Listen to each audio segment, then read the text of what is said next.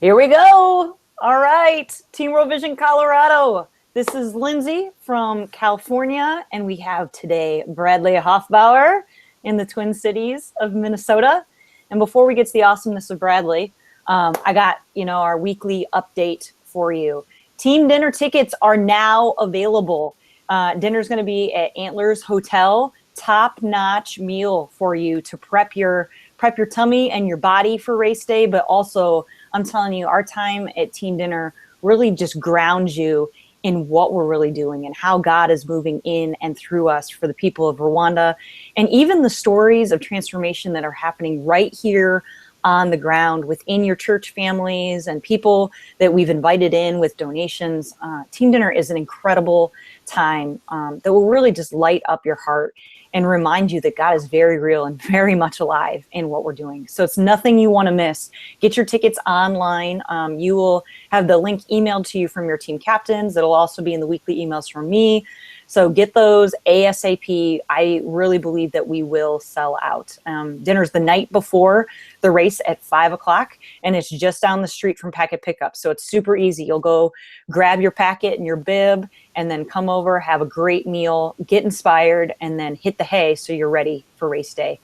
And then with that, you are going to see on your Team World Vision dashboard when you log in, the tickets that you can buy for Team Dinner, but also your race weekend guide. That's going to be posted super soon with all your details about who, what, when, where, and why, what's happening on race day. And you need to get this to your family and to your friends so that they can come out and support you on race day and celebrate with us. And with that, there is a lot to freaking celebrate. This is incredible. We have crossed the $100,000 mark in our fundraising, guys, which translates to 2,000 people who did not have clean water, who will now have clean water because of you. And what that also means is that we are over halfway to our $200,000 goal. So when we cross the finish line on race day, our hope is that 4,000 Rwandans will have clean water. And guys, with a little more than a month to go, I'm telling you, we can do that. I know it sounds crazy, but Brad will even tell you, these are our biggest donation days is in the last month leading up into race day. People really realize, wow, you were serious when you said you were going to run a marathon. Oh, all right. So how do I donate? How do I support you? What was all that? So guys, pray boldly and get ready, because now is the time to change a lot of lives. And don't forget, if you hit 1310 by September 1st, if you hit $3,000 by September 1st, if you hit $6,000 by September 1st, at each one of those levels, you can get a Vanguard Team World Vision $1,000 boost to your fundraising page. So if you have raised $0 as of today, and you are up to 1310 by September 1st, you will get an additional $1,000 boost to boost you up so that you don't just provide 26 people with Water for Life, but 46. If you hit 3,000, you'll get another boost. I know this isn't new to you guys, but I want to make sure that it is clear that this can still happen September 1st. So with us today, do not like sway away at all as you're eating your lunch. Focus in, because Bradley Hofbauer is about to bring the glory. Brad's been running with us since 2006, guys. He is one of the original Team World Vision runners. He's run in Chicago, he's run in Twin Cities, he's run in Uganda, and just recently, his latest, greatest, craziest task with Team World Vision was to conquer Ironman, Wisconsin. And it happened, y'all. It happened. So, I mean, Brad, 2006 was a long time ago, and you have not turned back. So why did you say yes to this mission originally? And, why are you still here today? Sure. Yeah. Yeah, that's a great question. So 2006, I guess it was the beginning of 2006. Michael Chitwood and I were friends, and he had just started this crazy thing called Team World Vision with an organization called World Vision that I had never heard of, or maybe had heard of, but didn't really know anything about them. Mm-hmm. But I knew that Michael trusted this organization, and he was a good friend of mine, and that he had just basically given up a bunch of kind of comforts in his life in order to start this ministry or program or idea called Team World Vision. And I didn't really get it, to be honest, but he called me that year. I think it was in the spring. He called me and asked me if I would run a half marathon for Team World Vision. And I had a 2-letter answer for Michael. N-O. Music major. I never played a sport. I never tried to catch a ball. I never did anything related to sports. So I was not interested in running. My wife, who ran cross country in high school, was aware of this and was also aware that as a musician, you become heavier as you get older. You're not doing any activity, so you're just eating. So we had been married for about a year, and Michael called me and asked me to run the race. I did not want to do it. He really kind of gave it to me, though, telling me that we would be providing some much needed help for kids and women in Africa. At the time, we were raising money not for clean water, but for HIV and AIDS intervention. So, you know, there was this guilt component of it for sure in my world. And then my wife kind of brought up that I was out of shape. And I told her, look, if you'll do it, then I'll do it too, I guess. So we signed up for it. You know, I think that the thing that blew my mind when Michael asked me to speak at the team lunch, team dinner, the day before the event, and there was like 30 people. And it was the first ever Team World Vision event. And so I remember I didn't really know what I was going to say, but I was a teacher, so I was used to standing in front of people and speaking, so it didn't bother me to stand up and share my story.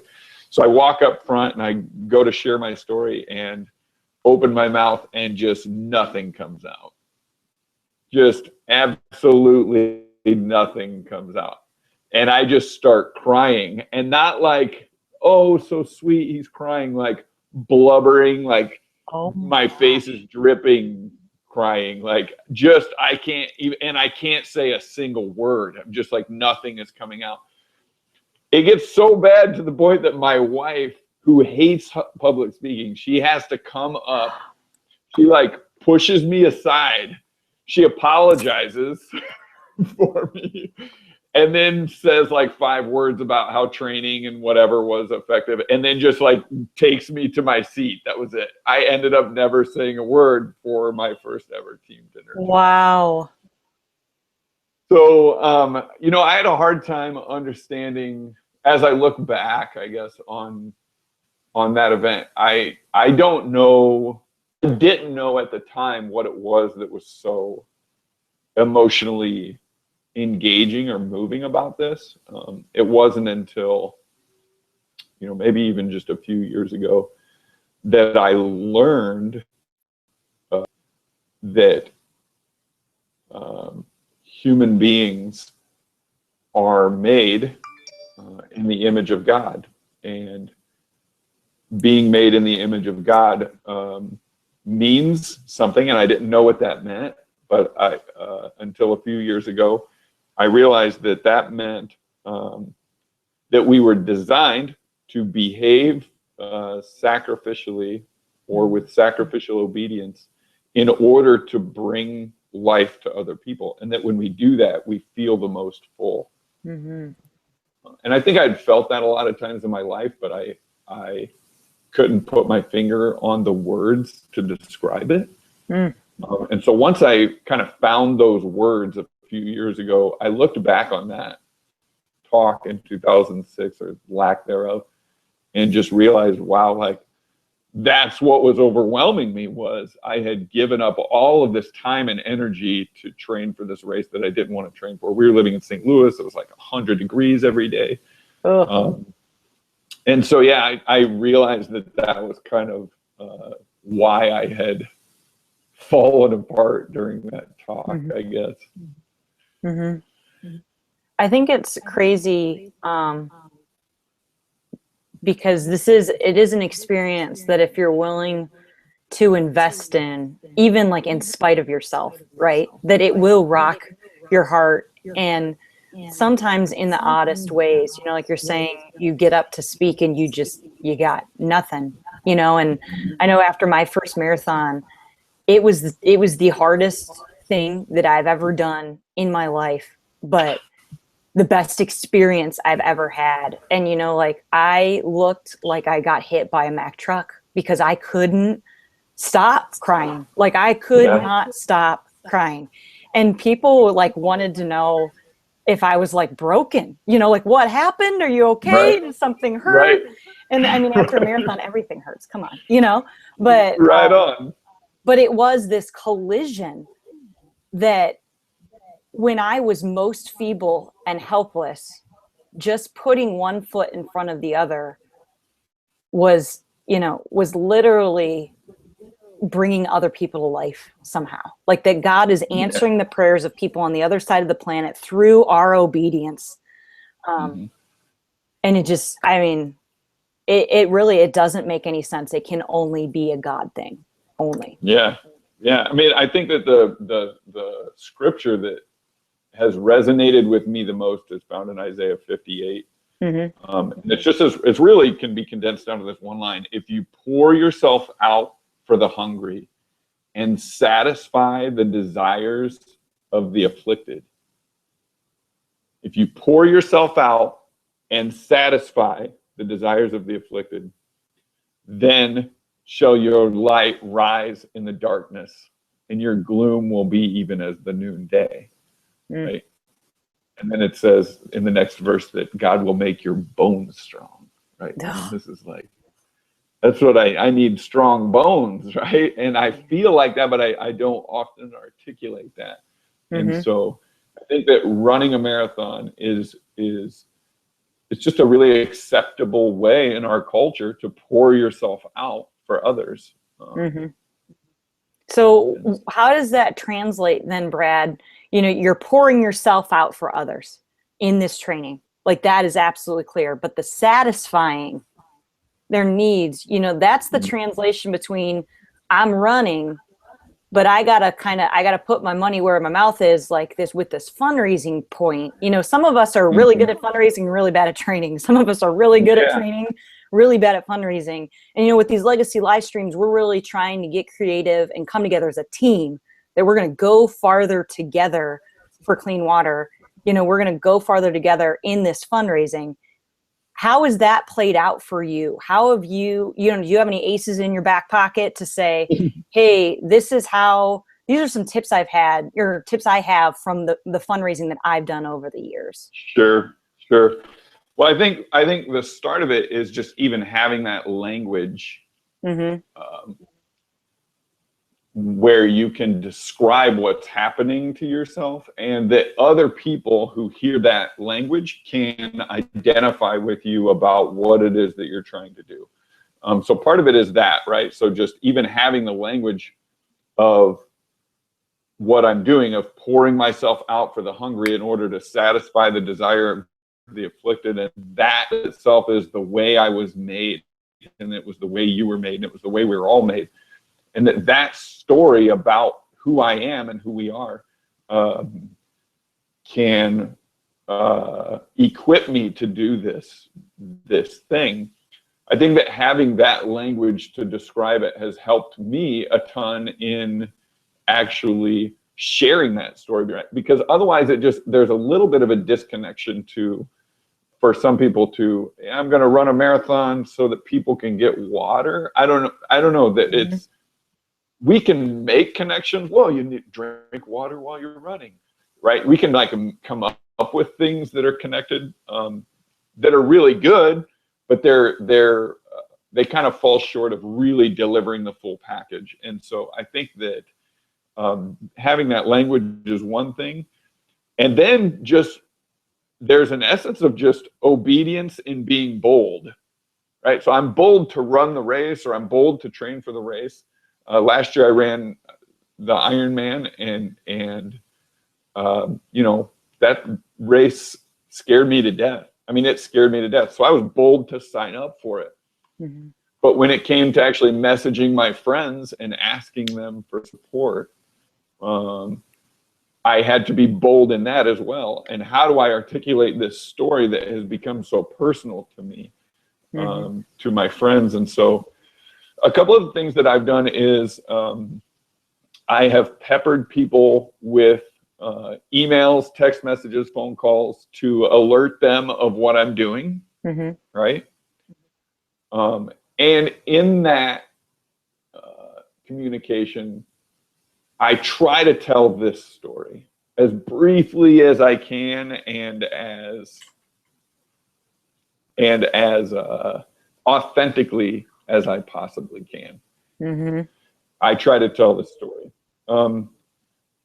I will say the most effective thing I've ever done in raising the most amount of money in the smallest amount of time was I literally went through my entire phone book on my phone, and I went through every single contact, and I opened up a text message and sent every single person that I felt comfortable doing it a text message.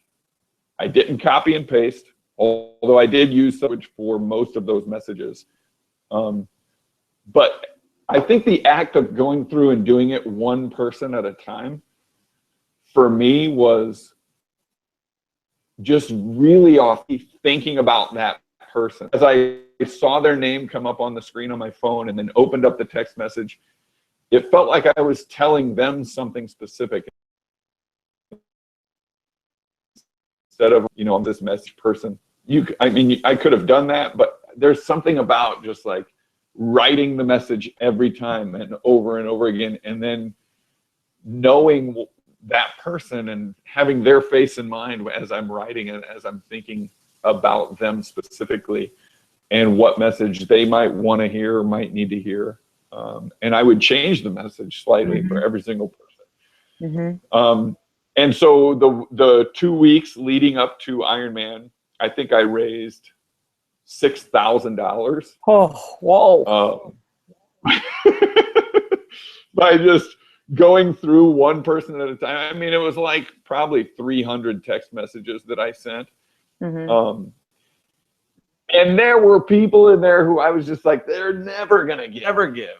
Or they're running, they're not going to give to me, or they're doing their own thing this year. But I wanted to tell them what I was doing, you know, and that I was freaked out to go run this race, and that I was, you know, staying awake at night, wondering if I would hit my goal, or staying awake at night and wondering if I would be able to finish the race for sure.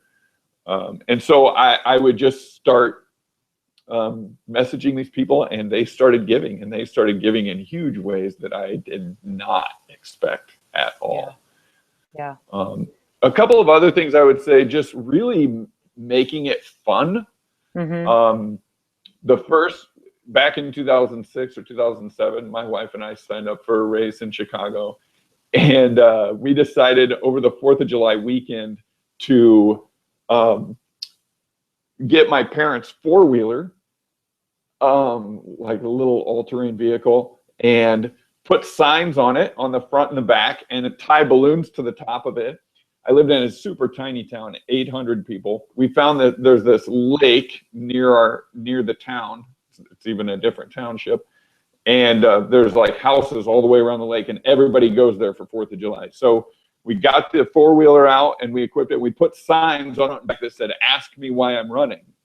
And then Beth and I took turns. It was probably 2 miles around the lake. So we took turns doing our long run. So we would each run 1 lap. Well, if you're taking turns and you're both doing your long run, so you've probably got to do 12 miles each. So that's 6. So 12 times around the lake. And so we're like going around the lake, going around the lake, going around the lake. And That's awesome.